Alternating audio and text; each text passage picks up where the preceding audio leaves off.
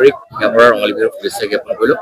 জুবিন গাৰ্গ বিহীন প্ৰথমটো ৰঙালী আপোনাৰ হাতৰ পৰা এতিয়া মানে কি ৰাইজলে ৰঙালী বিহুৰ শুভেচ্ছা সকলোলৈকে জ্ঞাপন কৰিলোঁ আৰু লগতে জুবিনদাৰ এতিয়াতো আমাৰ মাজত নায়েই, তদুপৰি আমি প্ৰথম বিহুটো তেওঁৰ লগত এইটো ফাৰ্ষ্ট পাইছোঁ, পোৱাৰ কাৰণে আমাৰ বহুত দুখিত।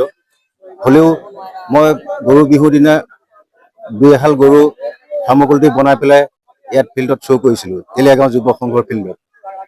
সেয়েহে ৰাইজৰ মানে কি সৰু সৰু ল'ৰা ছোৱালীসোপাক সিহঁতে চাওক, চাই পেলাই সিহঁতে গৰু গাড়ী, ঘোঁৰা গাড়ী, নাও, ৰথ, কৰ্ণৰ ৰথ আছে, হেলিকপ্টাৰ আছে, ফাইটাৰ আছে, পেঁপা বনাইছোঁ আৰু মেইন গৰুৰ ভাগত আমি গামোচা পিন্ধাই পেলাই তেওঁক সম্বৰ্ধনা জনাইছোঁ গৰু বিহু। কিমান দিন লাগিলে আপোনাৰ এইখিনি হাতৰ পৰা ধৰক প্ৰাণ পাই উঠোতে? 4-5 দিনৰ ভিতৰত হৈছে। 4-5 দিনৰ ভিতৰত 4-5 দিন লাগিছে। ইয়াত ধৰক আপুনি সকলোখিনি বনালে, কিন্তু জুবিন গাৰ্গৰ প্ৰতি কিবা এটা কওক আমাৰ।